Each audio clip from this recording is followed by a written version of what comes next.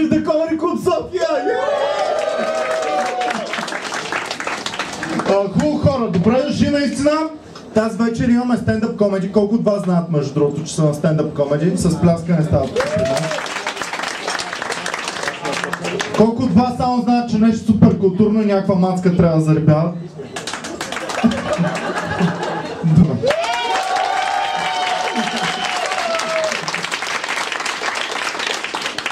Това е Comedy Club София. Исках да има място, където най-добрите стендъп комедианти в България да си имат свой дом. И го направихме, обаче до тук се стигна с адски много труд, с адски много усилия, адски много работа от всички, които бяха замесени. Моята лична история започна в Австрия през 2010-2011 година. Как повечето хора в България много добре знаем, че в България почти нямаше преди да започнем ние да се занимаваме. И онлайн, както всички, големите. Ръсъл Питърс, Луис Си Кей, Робин Уилямс. Интересът ми към стендъп комедията започна преди, може би, 10 на години. Тогава живях в Англия и веднъж пускам телевизора и за първи път видях стендъп комедия какво е. Започнах преди 5 години, 21 април преди 5 години, 2011. Значи като актьор, стендъп комедията е част от актьорското майсторство. Първото което. Второто, което е за мен, стендъп комедията е нещо велико, нещо прекрасно, нещо истинско, нещо, което не може да го няма на този свят. Трябва да съществува. В Австрия имаше Open Mic, който се провеждаше от мои приятели 4 пъти месечно. Погледнах в България и видях, че тук има също нещо като Open Mic, веднъж месечно се случваше. И моментално си взех билет, дойдох, запознах се с момчетата тогава. И в един момент, около нова година, знаете, хората решават около нова година да правят някакви неща с живота си. Реших да проверя в България има ли. Проверих, тогава намерих колегите, с които тогава работихме. Нямаше много хора, дето работят в стендъп комедия. То всъщност въобще на Балканите се е родило пред общо взето 10 години. Тясно свързани с началото на стендъпа тук в България са клуб Sounds Like, социален център Адаланта има адски голяма заслуга, Hot Stage, Бар Кода и разбира се след това Студио 5. Тогава обаче не разбирах английски добре и само гледах как един човек успява да разсмее публиката и това ми се стори като наистина като магия. 2014 се запознахме с Иван Кирков на едни награди, дето бяха организирани в Скопие. Той получи награда за най-добър чуждестранен комедиант. Аз получих наградата за най-добър мъжки стендъп комедиант в Македония за 2013. По този начин се запознахме и дет се казва, веднага бонднахме. Ако трябва да споменавам имена, Владката Мастера, Кузмо Караян, Сашо Д, който никога не съм срещал. Това са някои от първите, след това Влади Маринов, Боби Стефанов или Боби Тодоров, не му знам точно фамилията. Това са хора, които с много желание са пробвали, са участвали в Open Mic-овете по това време. Първи ми контакт с стендъп комедията беше, видях в Студио 5 в НДК стендъп комеди шоу на Иван Кирков и Васил Ножаров. С Иван Кирков се запознахме на едно участие, на второто и на третото участие, на което отидох аз. Запознах с Иван Кирков. Веднага ми направих впечатление, че с него всъщност мога да поведа повече от 2 изречения в разговор, тъй като останалите колеги бяха малко затворени. Не мога да разбера защо. Знам ли сте виждали 10 човека стендъп комедианти на маса в заведение и пълна тишина, защото разбирате и никой не се обажда. И останахме много приятно изненадани, защото нивото беше доста добро и в същото време не беше и съобразено с българският хумор. Това, на което и хората се смеят и в България. Това е нещо ново. Въобще не е подобно на хумора на 50-те. Това е някаква скетч комедия, нали? Това, което сме свикнали като деца да го гледаме. Перуки, не знам си какво, мустаци, някакви такива неща. Хората бяха свикнали на хумора, това, което гледат по телевизията. това, което е, така да го кажем, мейнстрим, което е познато, което е във вицовете.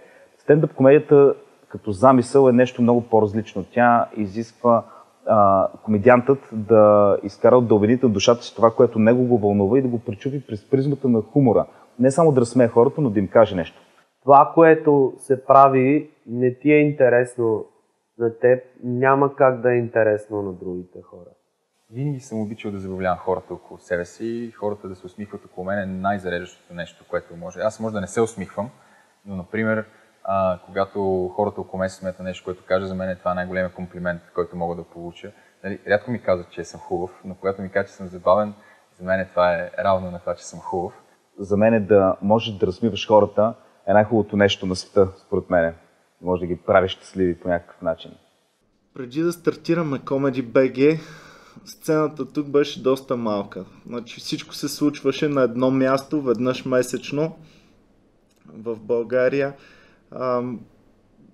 Предимно приятели. Дори аз си спомням първите шоута, Васил Ножаров канеше адски много приятели и целият бар гъмжеше от негови приятели. Което не беше режисирано. Аз бях казал на най-добрите си приятели, те бяха казани на техни приятели. Накрая всъщност бара беше пълен само с мои познати. Реално. Така че тогава сцената колко да е била голяма. Не много голяма. Лека по лека нещата започнаха така да набират темпове, започнаха да се пълнят залите почти всеки път, да трябва да правим по-често представления. И точно това ме подтикна още по-рано, още като бях в Австрия. И когато видях колко е малка сцената и колко възможности има, веднага си казах, това ще бъде сигурно един страхотен експеримент. Купих си билет за самолета и си дойдох обратно в България. И хората, дет не го знаят, нали, в началото, като не ти е нещо познато, ти се съмняваш, виждаш го, хората ти разказват и си викаш, да бе, ама сега, нали, то чак толкова яко, може би не е. Но като отидеш да го гледаш, нали, то се струва и за парите, и за риска, че си решил да отидеш.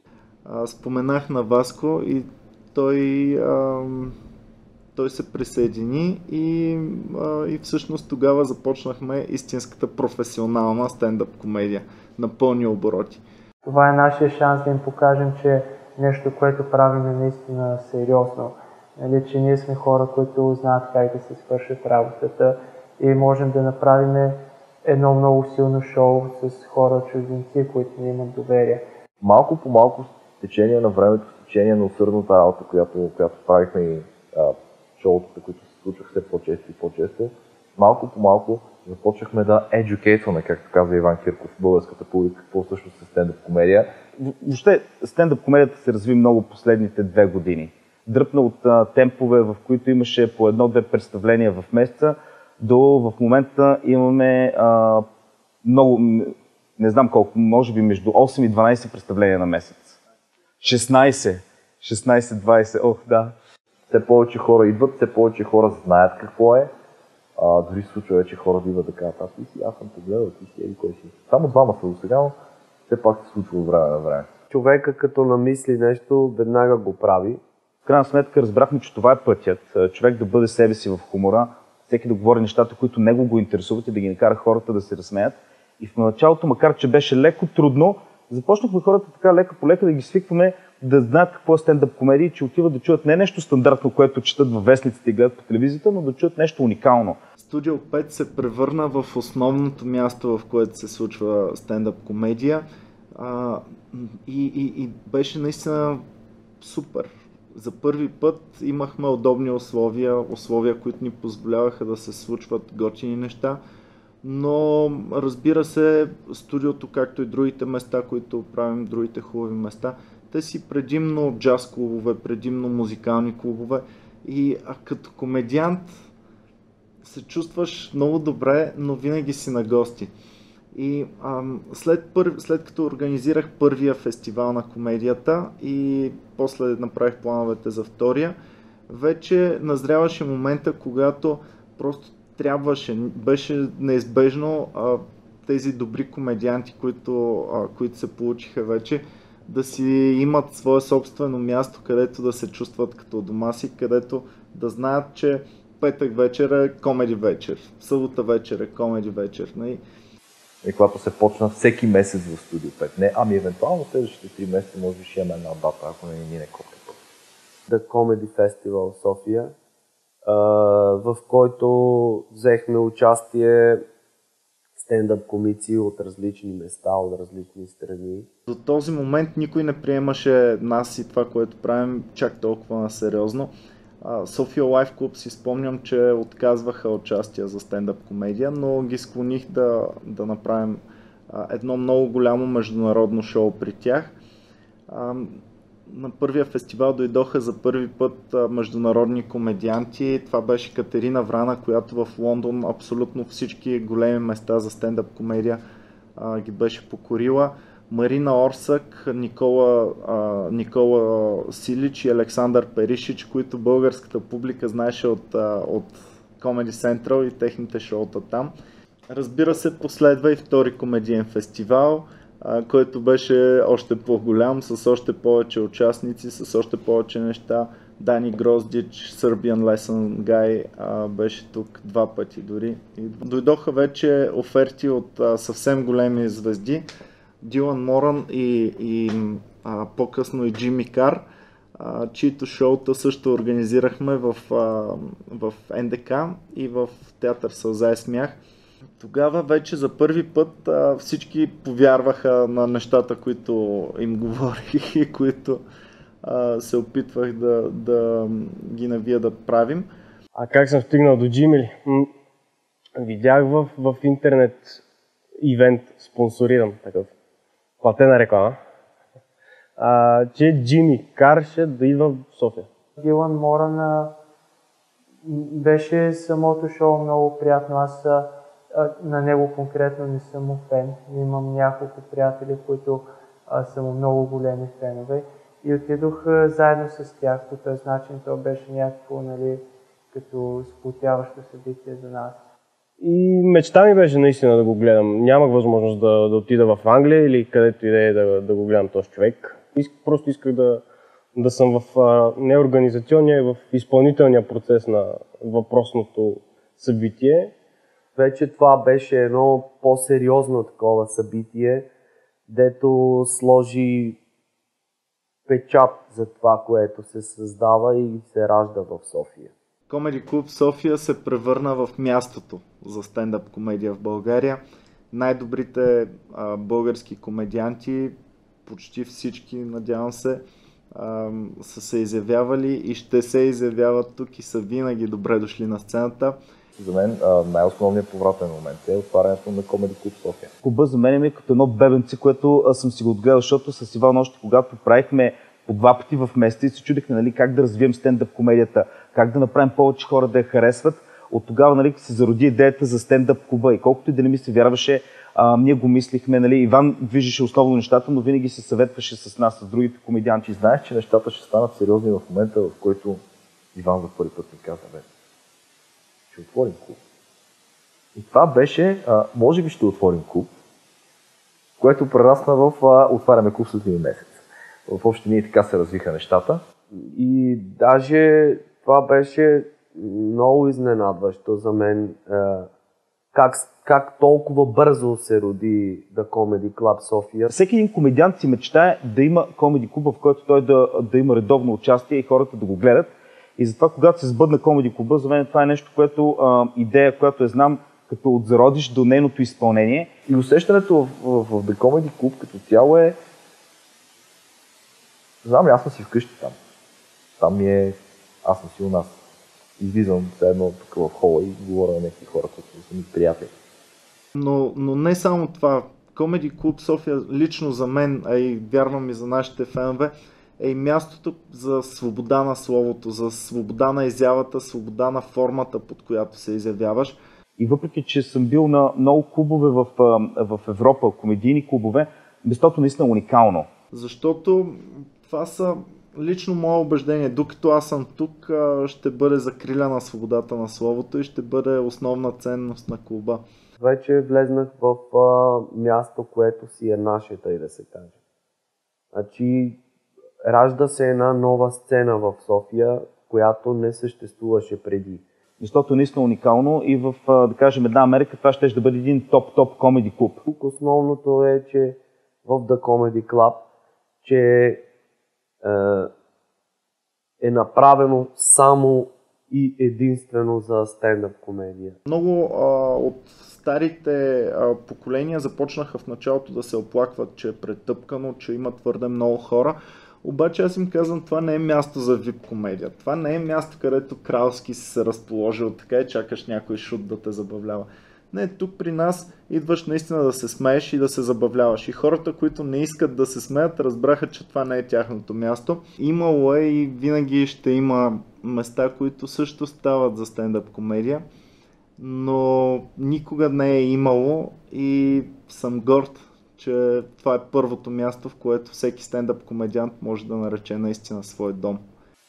Знам ли, човек, според мен, за да бъде резидент на Comedy Club, трябва наистина да гори това нещо, трябва наистина да го кефи, да го прави това нещо. Това дава една много друга стойност на нещата. Нали? Като ходихме преди и като гостуваме в други клубове, няма това чувство.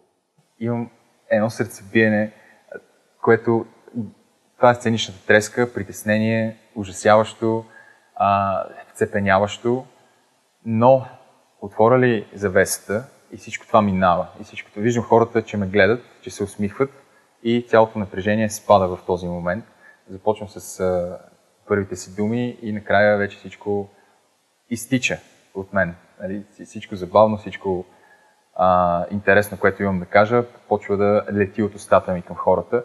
Комеди клуба е плод на много работа и усилия, но той е и плод на това, че публиката в България започна да оценява стендъп комедията и започна да иска да има много по-често представление. И самото шоу в този смисъл става по-голямо и по-качествено. Повечето хора наистина интереса, когато дойдат в клуба, после казват, да, супер, е много добре се справили, готино е, забавляват се, елате се гледали и така. И в Comedy клуба се получава точно тази установка, която искам да усещам около себе си, именно да кажа, да говоря нещо смислено, не само, че е смешно, надявам се да е смислено, и хората се забавляват заедно с мен на това, което им казвам. И за мен това е наистина изключително важно. The Comedy Club София, историята започна.